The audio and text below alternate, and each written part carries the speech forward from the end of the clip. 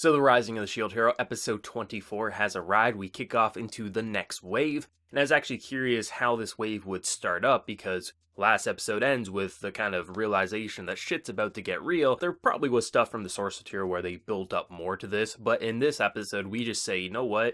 Let's kick off into the wave, which I'm honestly okay with because we've seen how the wave preparation is. We're in the final stages of season 1 of this anime. I'd rather focus more on the wave than the preparation and setup because we already know what that looks like. And the idea that now Naofumi has teleportation and things like that, he basically has fast travel, we can kind of speed by the smaller details and get us into the meat of this wave, which I'm pretty thankful for. But this episode, it reveals what I've been kind of speculating on. It definitely went in a slightly different direction, but with the whole idea that this world's a lot more complex and what we're seeing with the waves for this country and just the world that Naofumi was summoned to fight for. The idea that Lark is, and also the others like Glass and them, are heroes, like that's not surprising based on their weapons being very similar in the design that Naofumi has. What was kind of shocking was I wasn't sure exactly the direction they were going to go because Glass did kill some of the enemies in the previous wave, but it still didn't make it seem like she was guaranteed not on the wave side because we've seen people betray their own side before in this anime, so it could have been possible that Glass just wanted to fight someone who was strong and, you know, her allies were getting in her way. I felt like that could be possible, that there could be heroes fighting for the wave and then there could be heroes fighting against it. But the direction they went in this week's episode is they confirmed that it's not only just the waves affecting Naofumi's current world, it's that there's other worlds being inflicted by this curse that this wave is causing. Which I think that's super fascinating because not only does it just shake up the moral dilemma of this show, it also makes just this world so much more complex where seasons 2 and 3 and the rest of the story could go in a pretty interesting direction. The fact that if Naofumi's side wins, Lark's world is going to suffer and vice versa, that's absolutely incredible because what the author did very well is how we have the Three Stooges as Naofumi's heroes that he has to work with. Unfortunately for him, that's who he has to work with. One hero can't do it all, and even though they are idiots, they have their moments where their teamwork does aid the waves at hand, especially seen in this episode. And you just look at Lark and the others and you think, why couldn't these be the heroes that were summoned alongside Naofumi? Because he gets along with them for the most part past Glass. And you feel as if, man, I don't want their world to suffer because we got to know them. Obviously, we just got to know them, so we're still not like kind of buddies with them. But we can tell they're good people, that they do have a heart, and it's unfortunate that they're on two different sides, and that each side has to fight for their cause, else the world will be destroyed. If this was reversed and the Three Stooges were on their side, we wouldn't care that the world could possibly burn. So to put the good heroes on the opposite side, it gives a interesting moral dilemma, which I quite like. It's pretty interesting just because, you know, this world just got so much more complex. It's not just like we have the typical isekai, here's your heroes who are fighting a waves. It's that there's literally multiple worlds and possibly realities that are being affected by this weird phenomenon that does occur every so often, and the fact that the world can be destroyed and, you know, you have to deal with these heroes because I don't know if it's something like they have to deal the finishing blow to the waves, if there's rewards that they need, there's like something going on that unfortunately seems like both sides can't win, and that's pretty unfortunate, especially because for Naofumi, even though his heart's a lot more calm these days, he still doesn't put trust in too many people. He has a very close group of friends, and that's that. And the fact that he was willing to give Lark access to his heart and to now be forced on opposite sides, that really has to sting for Naofumi, which is what I love about his character and this story overall. I definitely was expecting Glass to show up in this episode, and to no surprise she does at the end of the episode,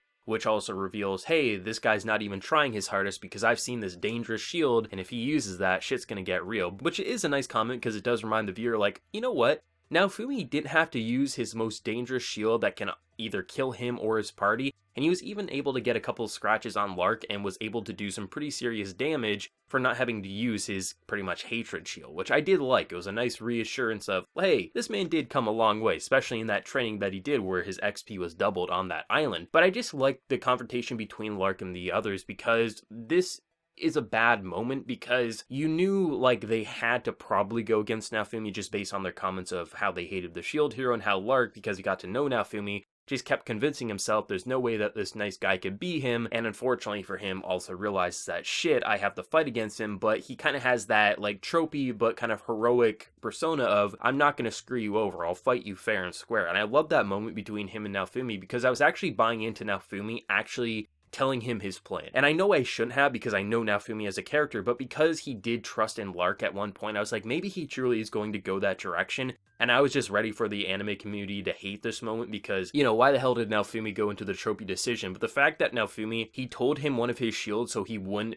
kind of think of a trap in a way to use that shield as a mind game is such a Naofumi thing to do, while also keeping Lark in his character of basically being someone who's honorable, doesn't want to kill this man, but at the same time, unfortunately, this is the route he has to go down, but he does respect him enough to fight him fair and square, even though technically fair and square in this case is life or death, which I absolutely adore. Even some of the smaller moments throughout this episode, because they did have a short but pretty meaningful companionship when they were training, some of the abilities for these characters, they're not even wanting to attack Naofumi. And I think that's pretty interesting that some of their abilities from their world are pretty much like they can act on their own, they have their own personality, and they see Naofumi as someone they don't want to hurt, so they have to use different attacks. I think that's pretty interesting. It kind of gives meaning to that training that both sides don't want to do this, but unfortunately it seems like they have to. And it was kind of looking like maybe things could maybe smooth out. I mean, they're not killing each other yet, they're doing pretty well. And then in comes Glass, who you definitely knew was going to shake up the formula, and I think she did a remarkable job with that. I wasn't exactly sure how this wave was going to function, because if you look at the waves that we've seen up to this point, we've seen it on land, we've seen it in the air, and now we see it on the sea. But at the end of the day, when you really break down what's happened across all the waves, they function pretty much the same, a bunch of monsters and a boss. But the reason each of the waves have felt different is because of how the human interaction and conflict between humans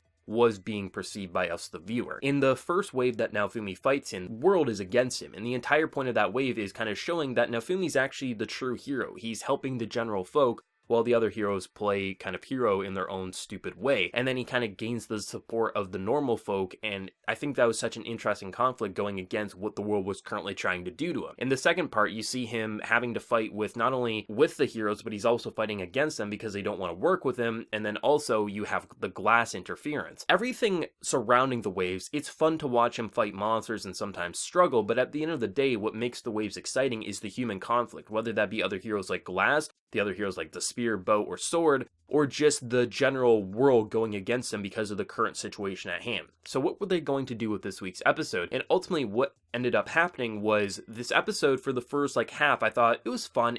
I did enjoy seeing it on, the sea for once. It actually allowed for some pretty fun underwater combat.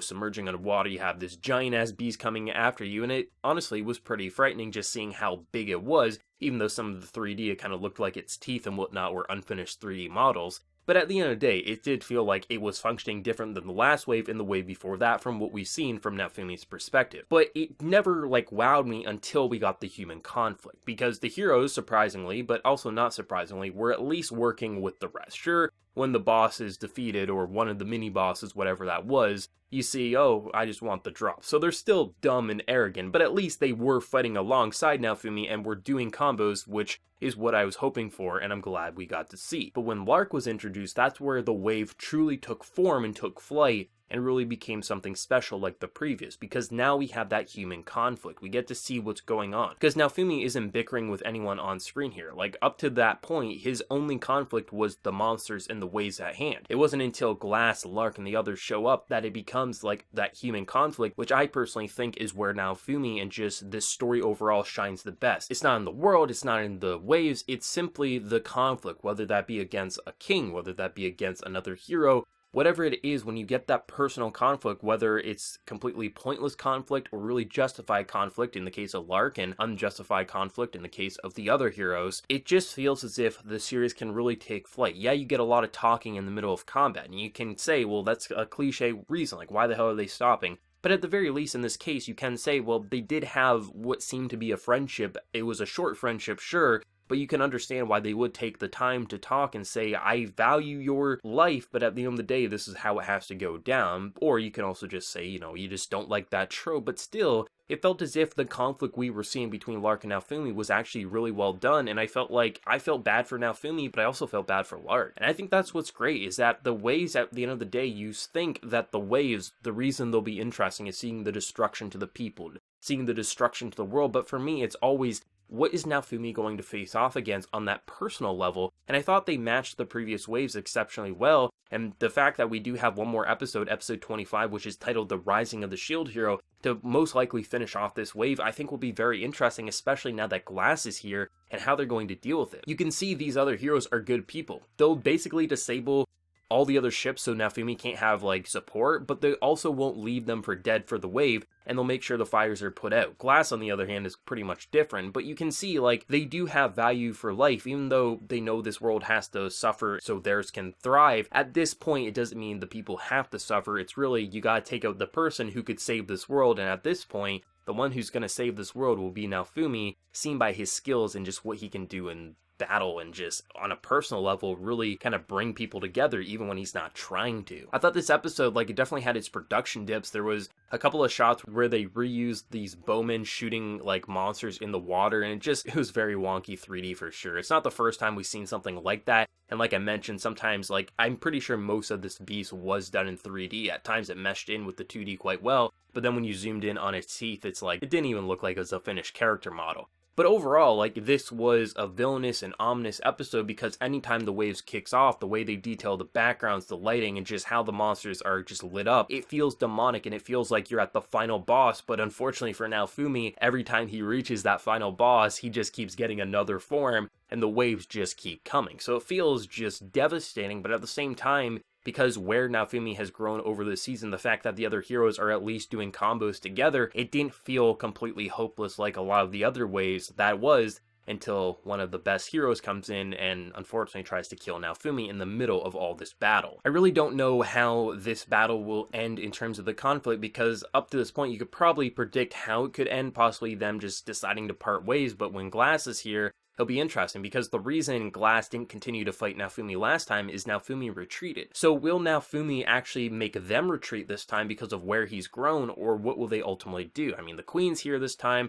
She actually is supporting him, but at the same time, she can't really do much with their ships pretty much disabled. There's a lot of interesting ways they can go, but I'm very satisfied with what this wave ultimately brought to the table. It felt as if it took everything that the past waves did and pretty much did that, but also shook it up enough by giving us that personal touch on a deeper level than what we've seen up to this point. Because up to this point, all the conflict on a personal level was done against characters Naofumi didn't really have a loving connection to, or outright hated. This time, he's actually going against someone who he was hoping would join his party and probably be a friend and companion. So this absolutely hurts him, but at the same time, he's not letting that get to him, and he's still able to shine in that Naofumi way that he ultimately has done throughout this entire show, and that's why I really like this show. I think it just takes that generic isekai world that everyone knows and hates, but it actually runs with it and does something interesting at the end of the day. There's plenty of tropey aspects to Shield Hero, obviously, but the things that really define it and really sell it as being the rising of the Shield Hero makes it into something truly special, which is why I made the isekai I've been waiting for video last week. It just feels so good,